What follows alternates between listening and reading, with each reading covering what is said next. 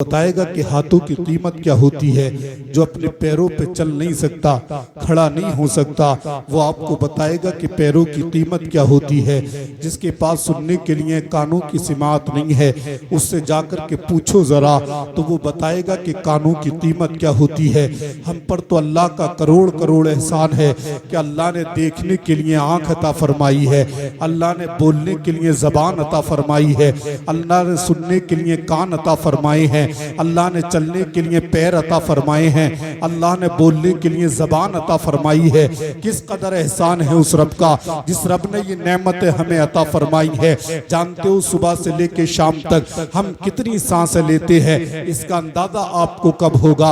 अल्लाह अकबर। आओ जरा थोड़ी सी बात सुनिए। एक बहुत ही अमीर इंसान है, एक हॉस्पिटल में एडमिट हो जाता है, उसकी सांसें अटकने लगी हैं, उसका दिल घबराने लगा है, उसकी परेशानियां बढ़ने लगी हैं, धड़कनें तेज हो जाती हैं, बीपी हद से ज्यादा बढ़ने लगा है, अब वो कंट्रोल से बाहर हो रहा है। जब उसको हॉस्पिटल में एडमिट किया जाता है तो ऐसे इंसान को, ऐसे मरीज को, ऐसे पेशेंट को डॉक्टर आईसीयू में एडमिट कर देता है। जब उस अमीर इंसान को आईसीयू में एडमिट कर दिया गया और फिर जब वो अमीर इंसान 72 घंटे उस आईसीयू में रहता है और फिर उसके बाद जब उसको डिस्चार्ज किया जाता है, बाहर निकला जाता है, फिर जब उसकी सांसें थमने लगती हैं, उसे सुकून मिलने लगता है, फिर उसे वहां से निकाल कर डिस्चार्ज कर दिया जाता है, यानी कि हॉस्पिटल से फिर उसकी छुट्टी हो जाती है, उसका बिल बना करके उसके हाथ में दे दिया जाता है। अल्लाह अकबर। बहुत अमीर इंसान है, अल्लाह ने बड़ी दौलत से नवाजा है, बड़ी शोहरत उसके पास है, पैसा रकम उसके पास बेहिसाब है, दौलत के अंबार हैं उसके पास, लेकिन जो ही उस 72 घंटे का बिल उस मरीज के हाथ में आता है, उस पर 72 घंटे का बिल का हाल ये था कि उस पर तकरीबन 1 लाख से ऊपर लिखे हुए थे, यानी 72 घंटे की कीमत 1 लाख रुपए। 72 घंटे वो एडमिट रहा आईसीयू में तो उसको 1 लाख रुपए का बिल भुगतना पड़ा है। अल्लाह अकबर। अब जब उस शख्स ने इस 72 घंटे के बिल को देखा तो वो रोने लगा, आंखों से आंसू निकलने लगे, ज़ारों कतार रोने लगा, हिचकियां बदने लगी। जब हिचकियां बदने लगती है तो मालूम है डॉक्टर ने उसको देखा तो डॉक्टर को रहम आया, डॉक्टर को ख्याल आया, डॉक्टर ने सोचा कि शायद बिल ज्यादा है इसलिए ये शख्स रोने लगा है। डॉक्टर करीब जाता है, जाकर के कहता है भाई रोते क्यों हो, रोना बंद कर दो, अगर बिल ज्यादा लगता है तो मैं इसमें कम किए देता हूँ, अगर 1 लाख भी ज्यादा लगते हैं तो 90,000 किए देता हूँ, 90,000 भी ज्यादा लगते हैं तो मैं 80,000 करता हूँ, 80,000 भी ज्यादा लगते हैं 70,000 करता हूँ, 70 भी ज्यादा लगते हैं मैं 60,000 कर दूंगा, 50,000 कर दूंगा। लेकिन रो क्यों रहे हो, इतना रो क्यों रहे हो? आपका रोना मुझसे देखा नहीं जाता। अगर पैसे नहीं है तो मुझसे कह दिया होता, अगर कोई दिक्कत है तो मुझसे बता दिया होता, अगर बिल ज्यादा लग रहा है तो मुझे बता दिया होता, मैं बिल करने की ताकत और कम करने की ताकत रखता हूँ। उस अमीर इंसान ने कहा था डॉक्टर मुझे इसका गम नहीं है कि तूने 1 लाख प्लस में बिल बना दिया है, मुझे इसका कतन गम नहीं है कि बिल लाखों का हो चुका है। डॉक्टर ने कहा भाई फिर रोते क्यों हो, फिर तुम्हारी आंखों से आंसू निकलते क्यों है, फिर इतना तड़पते क्यों हो, आखिर रोने का सबब क्या है? तो उस अमीर इंसान ने कहा था तू क्या समझता है मैं बिल अदा नहीं कर पाऊंगा? ऐसा कुछ भी नहीं है, 1 लाख तो क्या अगर 10 लाख का बिल भी होता तब भी मैं अदा कर देता, इसलिए कि दौलत मेरे पास है, पैसा मेरे पास है, शरबत मेरे पास है। फिर रो क्यों रहे हो? डॉक्टर ने कहा रोने का सबब क्या है? तो जानते हो उसने कहा था रो इसलिए रहा हूं कि यार 72 घंटे मैंने तेरी मशीनों के जरिए तेरे हॉस्पिटल में सांस लिया है, 72 घंटे मुझे तेरे ऑक्सीजन से सांस दिलाया गया है। अल्लाह अकबर। उसने कहा था मेरी आंखों में आंसू इसलिए आए हैं 72 घंटे का बिल 1 लाख से प्लस में बन गया है, जबकि मैंने तेरे हॉस्पिटल में रहकर 72 घंटे गुजारे हैं। मैं रो इसलिए रहा हूं मेरी उम्र तकरीबन 60 बरस हो चुकी है, 60 से ज्यादा हो चुकी है। अल्लाह अकबर। रोजाना कितने सांस मैं अपने रब की अता से लेता हूँ, रोजाना कितने सांस मुझे मेरा रब देता है, कितने सांस मुझे मेरे रब की अता से मिलते हैं। 72 घंटे के सांसों की कीमत का मुझे अंदाजा हो गया कि सांस कितना कीमती है जो अल्लाह ने दिया है, इसकी कीमत कितनी है जो अल्लाह ने दिया है, ये बेशकीमती है। 72 घंटे में जब 1 लाख का बिल आ सकता है है तो इससे अंदाजा हो गया कि मेरा रब कितना करीम है, जिसने 60 साल मुझे दुनिया में जिंदा रखा है। नारे तकबीर, नारे रिसालत, मसलके आला हजरत। लगाओ तो अंदाजा, कौन बताएगा इसकी कीमत। अल्लाह की कसम उससे जाकर के पूछो जो हॉस्पिटल में सिसकियां भर रहा है। अल्लाह अल्लाह मेरे अजीज, एक दिन ऐसा किसी के पास भी आ सकता है कि उसका अजीज हॉस्पिटल में एडमिट हो जाए। अल्लाह अकबर, वहां हमें करना क्या है? वहां हमें अपने मुस्तफ़ा का किरदार अपनाना है, अपने नबी की सीरत को अपनाना है। जानते हो मेरे नबी की सीरत क्या है? मुस्तफ़ा जान रहमत सल्लल्लाहु ताला अलैहि वसल्लम एक दिन जब गली से गुजरे हैं, आपको किसी के रोने की आवाज आ गई है। अल्लाह अकबर, हम और आप होते तो आवाज को सुनकर कहीं रास्ता बदल के निकल जाते, लेकिन बहरे करीम आका मेरे मुस्तफा तो उसी जानिब चले गए जिस जानिब से आवाज आती है। नबी ने जाकर के देखा एक मकान है, उस मकान में एक काले रंग का गुलाम है जो बैठा हुआ चक्की चला रहा है। मुस्तफा इरशाद फरमाते हैं, ओ गुलाम तुझे हो क्या गया, तू रो क्यों रहा है? तो उस गुलाम ने कहा था, मैं क्या बताऊं, मेरा कसूर सिर्फ इतना है कि मैं गरीब हूँ, मेरा कसूर सिर्फ इतना है कि मैं गरीब हूँ। मेरा मालिक मुझसे सारा दिन तो बकरियां चरवाता है और सारी रात फिर मुझसे गल्ला पिसवाता है। बताओ मैं रोऊं ना तो क्या करूं? ना मुझे दिन में चैन मिलता है, ना रात को सुकून मिलता है। भाई दिन में अगर बंदा काम करे तो बताओ उसका दिल चाहता है कि रात को आराम किया जाए, और फिर जो सारा दिन मेहनत करता हो, सारा दिन ऊंट और बकरियों को चराता हो, सारा दिन उसके घर का काम काज करता हो, फिर रात जब आती है आराम करने के लिए तो उसके सामने गल्ले की बोरियां डाल दी जाती है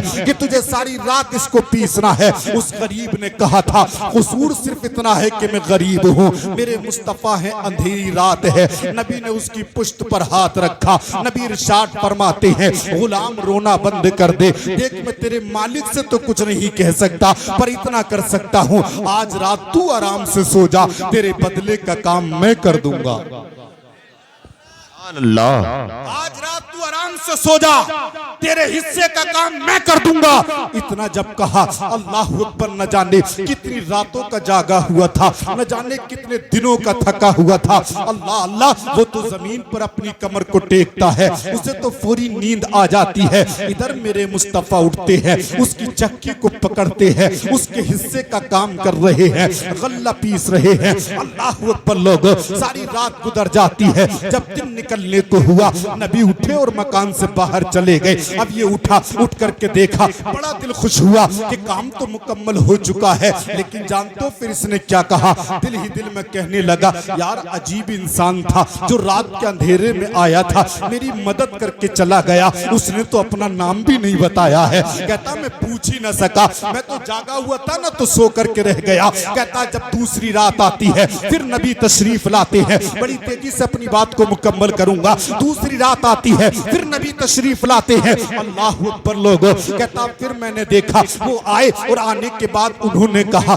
आज रात भी तू सो जा, आज भी तेरे बदले का काम मैं कर दूंगा। दूसरी रात भी मेरे साथ मुस्तफा सारी रात उसके बदले का काम करते रहे, अपने हाथों से चक्की चलाते रहे। अल्लाह अकबर, लोगों इधर रात गुजर जाती है, अल्लाह अल्लाह, और ये चले जाते हैं। ये उठता है तो देखता है काम तो मुकम्मल हो गया है, लेकिन काम करने वाला नजर नहीं आता। अब तीसरी रात आती है, फिर नबी आते हैं, फिर सारी रात इसके बदले का काम करते हैं। लेकिन ये कहता यार रोज काम करके चले जाते हैं, मुझे तो पता भी नहीं चलता, मैं पूछ भी नहीं पाता। तीसरी रात है, ये सोया नहीं है बल्कि जागता रहा है, सारी रात जागता रहा। मुस्तफा ने इसके हिस्से का काम मुकम्मल किया। जब जाने लगे तो दामन करम को थाम लेता है, मुस्तफा के दामन को थाम करके कहता है, और रात के अंधेरे में आने वाले अजनबी इंसान, जरा ये तो बता दे तुझसे मेरा ताल्लुक क्या है? तू रोजाना मेरी मदद के लिए आ जाता है, मैं तो तुझे जानता भी नहीं हूँ, पहचानता भी नहीं हूँ, तू है कौन,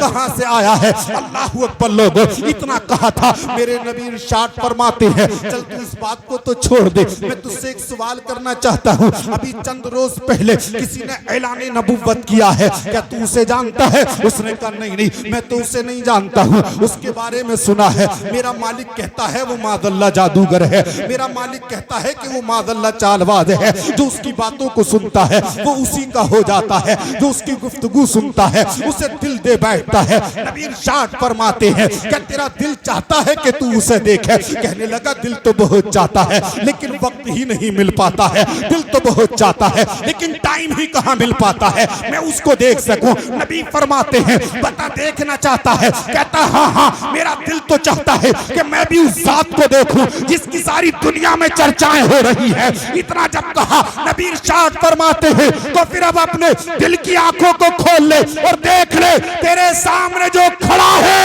ये कोई और नहीं बल्कि मोहम्मद इब्ने अब्दुल्लाह खड़ा है।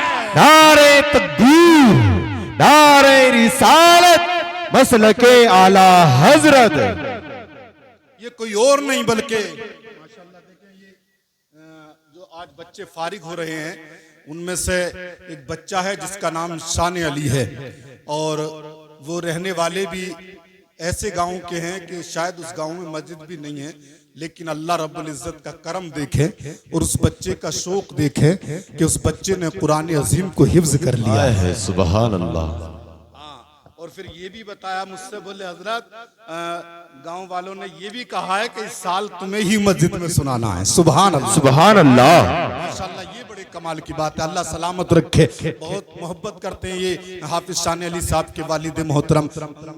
मदरसे में आते रहते हैं कभी कभी। ठंड का मौसम था, एक दिन आए, एक बहुत बड़ा बोरा इनके पास था। मैंने पूछा क्या लाए हैं? कहने लगे हजरत मेरी ख्वाहिश ये थी कि ठंड का मौसम है और भी कुछ नहीं कर सकता तो कम से कम बच्चों को 2-2, 3-3 जोड़ी मोजे तो पहना सकता हूँ।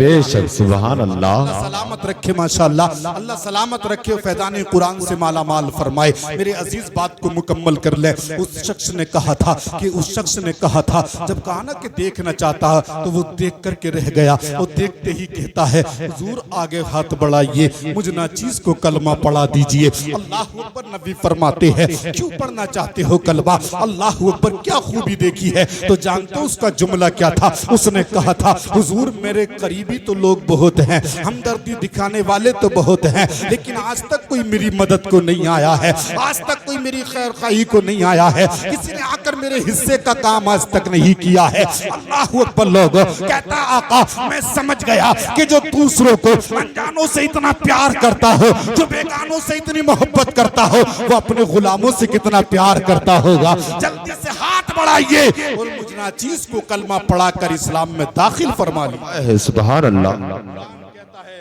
लक़द काना लकुम फी रसूलिल्लाहि उस्वतुन हसना।